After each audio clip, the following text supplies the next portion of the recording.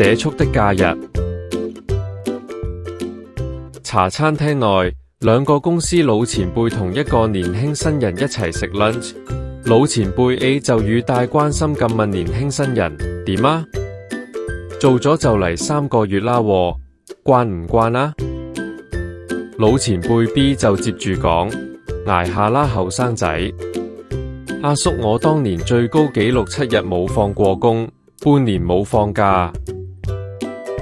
老前輩 A 就安慰年輕新人：你都返咗3日冇收過工啦，聽日放假去玩下啦。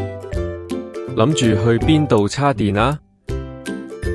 年輕新人就好攰咁答：最近放假都鍾意去動物園睇動物，因為當我望住啲動物嘅時候，我先至覺得自己似返個人。